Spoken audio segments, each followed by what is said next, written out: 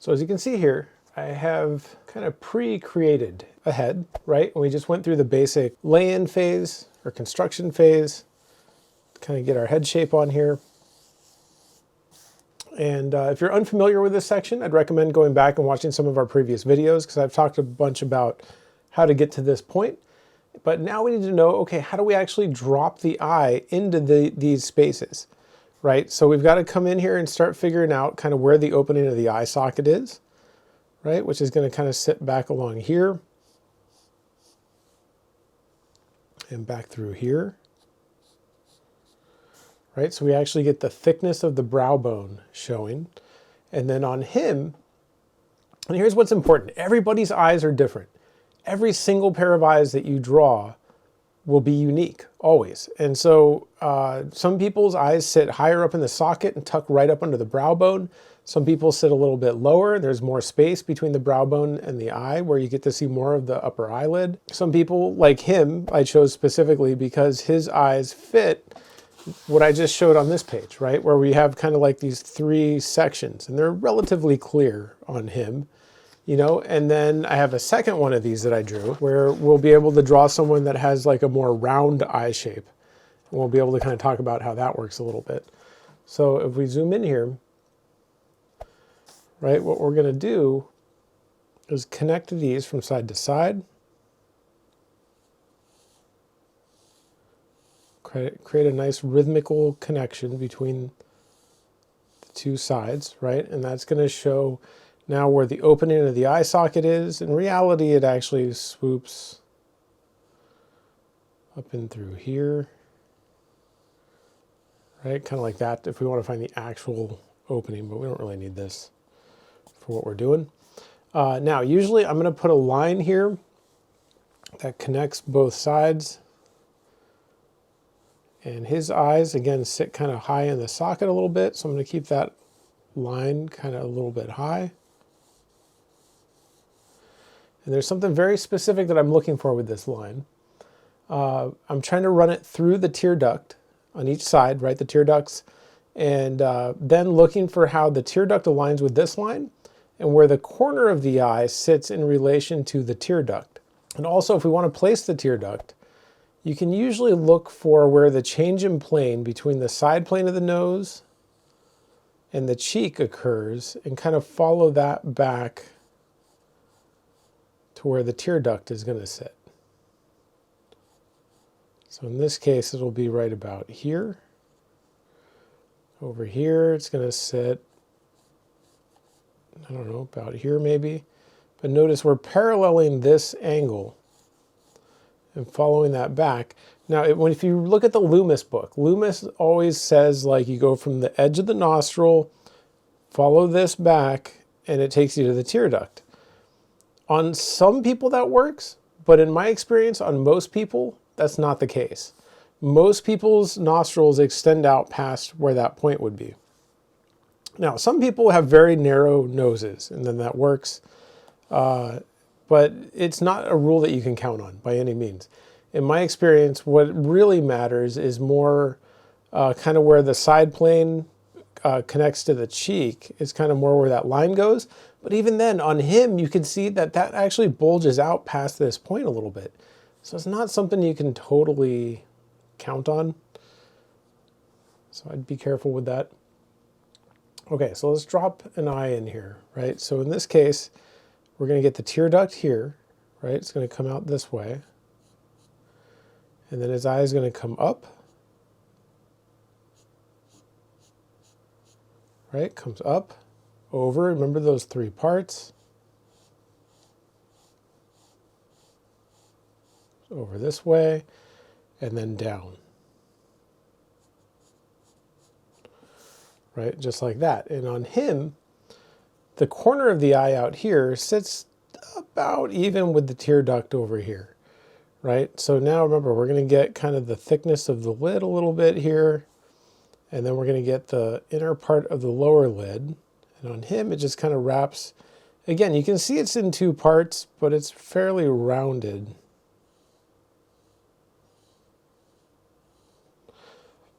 And then his tear duct gets pulled over this direction pretty far. right? So we're going to get a shape about like that. You know, and then we have to come in here and figure out what's going on exactly. Remember, we're seeing up into the lid a little bit, right? And then picking up some of the ball of the eye around the tear duct here. And maybe seeing a little bit of the lower plane, bottom plane of the lid wrap around there. And then we have the top plane of the lower lid. Kind of wrapping around that way. We get the lower lid itself.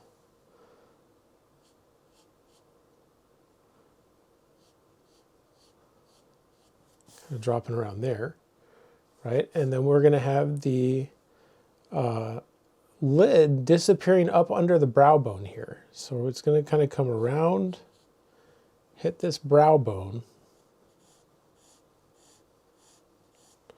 sort of wrap around that way, and then back around this way. You know, and it just kind of tucks right up under there. You know, this bone kind of keeps going this way a little bit. Actually pick up a little bit of a pocket, kind of like right in there.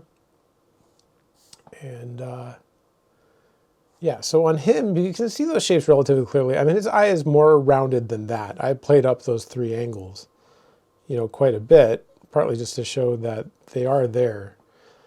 Now we need this other eye, right? And the other eye is always the trickiest. So the corner of the other eye, again, is going to sit about level with this one. And we're going to have our tear duct coming out this way, right? And then that kind of just leads right up into this part of the eye. And then it's going to wrap around.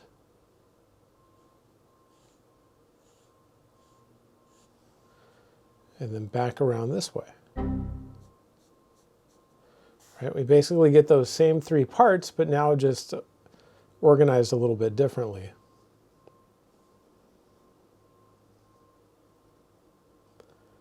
Right, so we get this part here, this part drops down, and then we get kind of that flat part across here. Right, so that's kind of our starting point. Now we can come in and start looking for how the eye, I feel like this should be a little bit taller.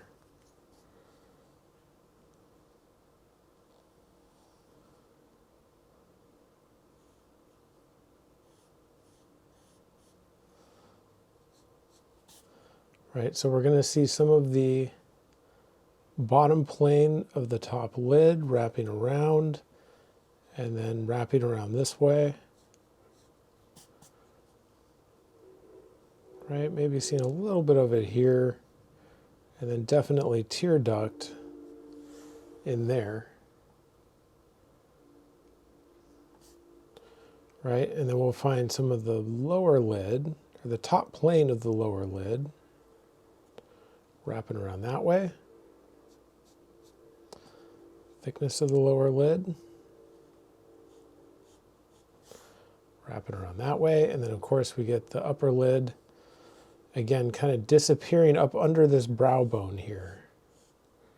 Right, so the brow bone's running there, and so we're going to get the rest of this lid coming out this way and wrapping around kind of that direction. Right, so that's kind of how we're going to fit those eyes in there. And it's very methodical, right? So we're working from big shapes to small shapes, right? So we started with the big shape of the head, right? Start with the big shape of the head, and then we worked our way down to the thirds and the hairline, and then we worked our way down to the eye sockets and brow shape. Once we got that, we found the opening of the eye sockets in here, and then drop the eyes in there. And as long as each step is correct as we work our way down, then these should just kind of fall right into place. You know, they shouldn't give us too much trouble, really. And that's kind of the idea, is as long as each little piece that we do is mostly correct, then everything should kind of lock together properly in the way we need it to. Okay, so let's look at another one. So here we've got another eye socket shape. I just drew this real quick. It's not super exact, and I didn't want to take the time to draw the whole head because we only have a few minutes for these videos. And what we need to do is kind of look at how her eye works versus the last eye that we drew. And her eye is much more round, right? So her eye's tear duct is going to sit down here. Corner of the eye is going to sit a little bit higher than the tear duct, right? So it's going to sit a little bit higher up here. And then on this side, the tear duct sits behind the nose a little bit. And then the other tear duct disappears back around the other side of the eye, or the corner of the eye, sorry, sits back around the other side of the eye where we can't quite see it. So we'll have to guess a little bit there.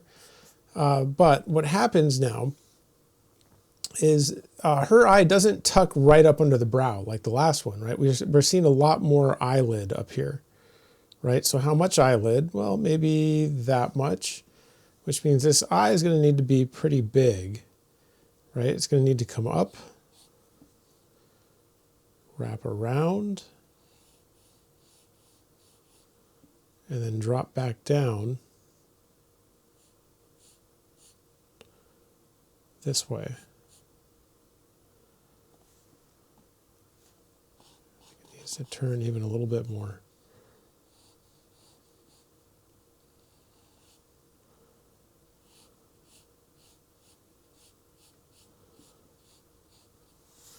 Right, kind of sits in there like that. But notice it still has those three parts, right? It has a part coming up here, part across here, and a part down here, right? It's just more round. So it's not quite as obvious, but it is there, definitely. You know, and so we need to be able to pick up on that and see it, right? So then the bottom part of her eye now starts a little bit higher, drops down this way, wraps around, then connects over to the tear duct over around in here, right? And now what's tough here is we have to make sure we have the right amount of eyelid up above here, right? So we're seeing eyelid up here, and it's kind of wrapping around across here and kind of back this way a little bit. It's a little bit too much.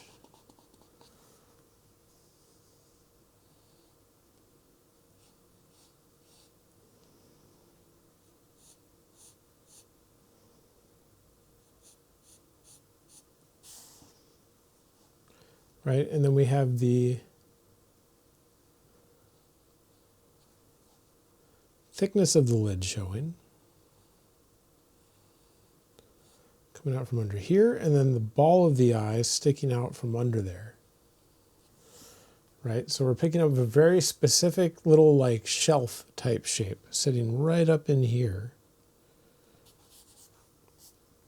Right, and then the lower lid, we get the thickness of the lower lid.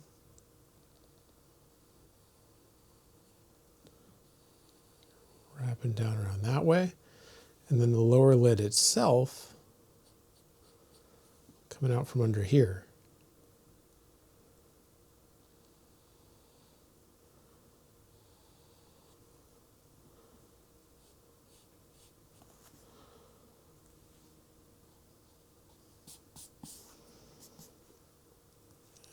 Maybe angled this a little bit too much, but I think it still gets the point across pretty well about what's going on. Right, so remember that eye now is going to sit in here, or the iris, I should say, specifically. It's going to sit right up in there. And then remember what's happening now, right? So we have the brow bone coming out and cutting back in that way. And then we get the lid coming out over this way, right? And then the thickness of the lid tucks back in through there. Then we're going across the roundness of the cornea, out across the thickness of the lid down here, back down across the lid this way, and then out over her cheek that direction. Right? Very important to understand those three-dimensional shapes. You know, and to really think of things three-dimensionally. I can't stress that enough. It is the key to all of this, you know, and it takes a lot of practice. So for this eye then, how do we get that one to match this one? Well, first off, we have to make sure it's a similar height. So I'll just look and say, well, we can't go taller than that. And then it's about figuring out the shape that's in here, right? So the tear duct is kind of back behind the nose a little bit, pop it up this way. And then remember on that first page that we drew, how we showed that one eye going out and wrapping around the ball of the eye. Right? Basically like that. And then we get the ball of the eye coming out from underneath it. You know, so we can really see it wrapping out and around. And then what happens is we get to see the thickness of the lid up around in there. And, well, it's kind of disappearing back behind that way. Right, this lid's going to wrap up here, tuck under the brow bone at a similar height to this one. It's going to shoot up that direction, right? We're seeing a lot of eyelid up there. And then this is going to wrap around this way.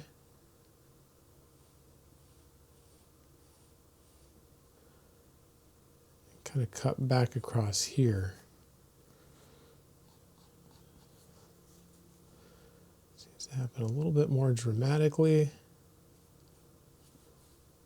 Maybe seeing a little bit of tear duct back in there. Right, and then we just have to get the lower lid on, which basically just comes out from behind here and wraps around, right? Get the thickness of the lid, and then the lid itself. Now again, this isn't like the best likeness I've ever drawn probably, but we don't have a lot of time for these videos. And for the purposes of what we're drawing right now, I don't know that likeness is super important. But we do need to get the point across about how eyes work.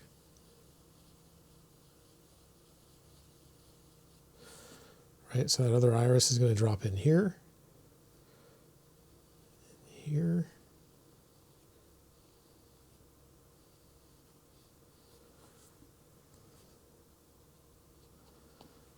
Screw that shape up a little bit.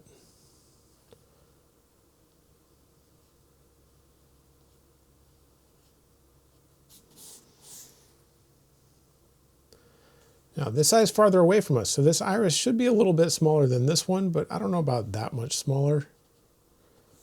But maybe it could be that much smaller. Make it a little bit bigger though. Yeah, there we go. Okay, and then we just need to drop our pupils in there. Right, so we get a cast shadow from the lid down onto the ball of the eye. And so that shadow is going to hit the iris, and then we're going to get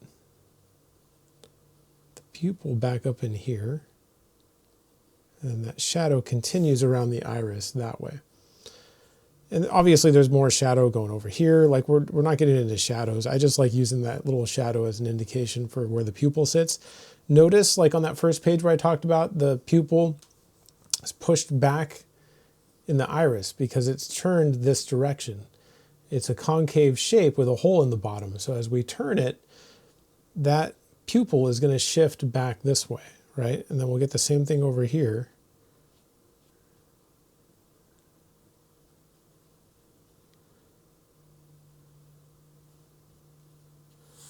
Right, just kind of sitting right back in there.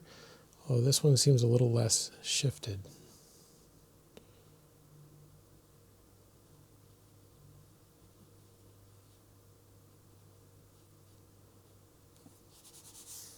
Pretty good. So again, looking for that three-dimensional structure of the eye, right? The brow comes out, wraps around, hits this point, comes out, drops back over the cornea, across the thickness of the lid, down, and then out over the cheek, right? So really considering those three-dimensional forms is the key. I mean, it's really the key to the whole thing. Cannot stress that enough. We do have a little bit of eyebrow here, which might be good to put on here.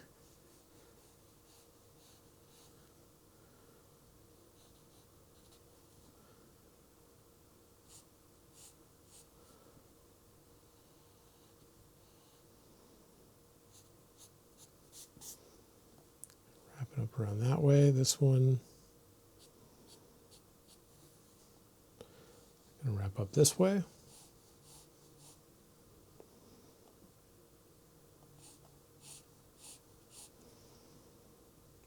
Back down this way a little bit.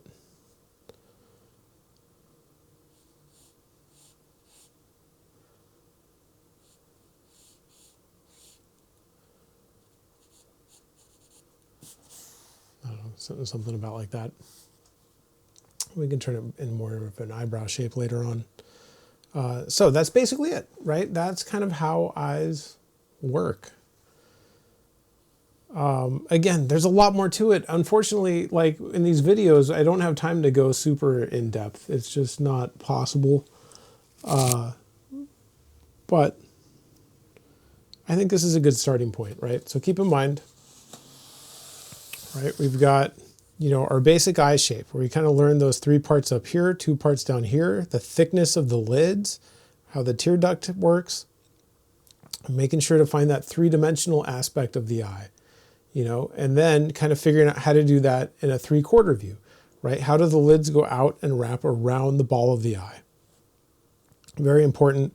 Understanding the cornea is also important. There's a little bit of a weird thing that happens where the highlight sits on the cornea, right? Like we'll pick up a highlight out here on the cornea, right? A little bit of a highlight, but then notice over here, right? I drew that shadow up in the upper part of the iris. And so a lot of the times you'll get the highlight appearing as though it's in the shadow, which is impossible. How do you get a highlight in the shadow? I mean, you can't. But the reason for that is because the highlight is actually sitting out on the cornea and the shadow is actually back on the iris, on the concave part of the iris back here. And so if you look at it straight on, it creates the impression that the highlight sits in a shadow, when in reality it's sitting out in front of it. And what's nice about that is it creates a very, very high contrast situation, right? Where you have the really, really dark shadow and then the really, really bright highlight on top of it. And then that creates a high contrast situation that draws your eye to it, right? Anytime we want to draw attention to something, we can increase the contrast and it'll create a focal point. And we typically want the eyes to be the focal point. So we can use that kind of interesting thing to our advantage, you know? And then just keep in mind how this works. And, you know, again, pretty clear example of those 3 sections of upper lid. Now I squared them off a bit. I mean, his eyes are a little bit rounder, but I want to really get that point across about how that works. And then of course on her, we have a more rounded type example, right? Where those 3 sections are still there, but they're much less clear because it's just a more of a nice curve that kind of sweeps around the whole thing. Anyway, that's pretty much it. So thank you guys for watching. I appreciate it. And I'll see you next time. Bye.